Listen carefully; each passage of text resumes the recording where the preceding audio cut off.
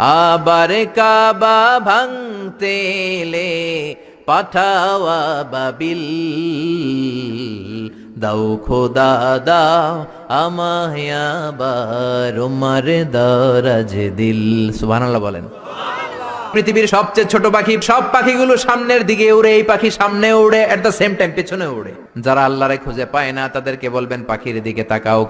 আওয়ালাম ইয়ারাউ ইলাত তায়রি ফাওকাহুম সাফাতিন ওয়া ইয়াকবিদ মা ইউমসিকুহুন্না ইল্লার রহমান ইন্নাহু বিকুল্লি শাইইন বাসীর। নাস্তিকগুলো কি আমার পাখিগুলোর দিকে তাকায় না? সুবহানাল্লাহ।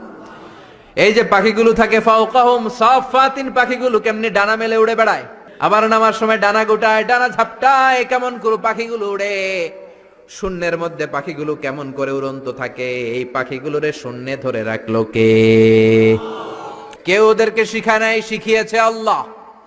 আল্লাহ বললেন পাখির দিকে তাকাও। আওয়ালাম ইয়ারাউ ইলাত তায়র, কারণ পাখির মধ্যে নিদর্শন আছে না নাই?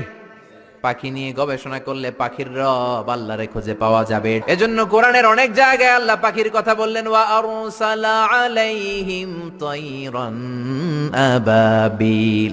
আবাবিল পাখি দিয়ে আল্লাহ আব্রাহারে শেষ করলেন। এরপর সাইয়েদনা সুলাইমান আলাইহিস সালামের একটা পাখি ছিল, নাম কি? হুদহুদ। ওইটার জুমিং পাওয়ার এত বেশি ছিল পাখিটার চোখে, সাইয়েদনা সুলাইমানের সিংহাসনও চড়তো, পাখিটাও চড়তো। আর কত নিচে সুমিষ্ট পানি আছে, এত উপর থেকে ওটা দেখে দেখে বলে দিতে পারত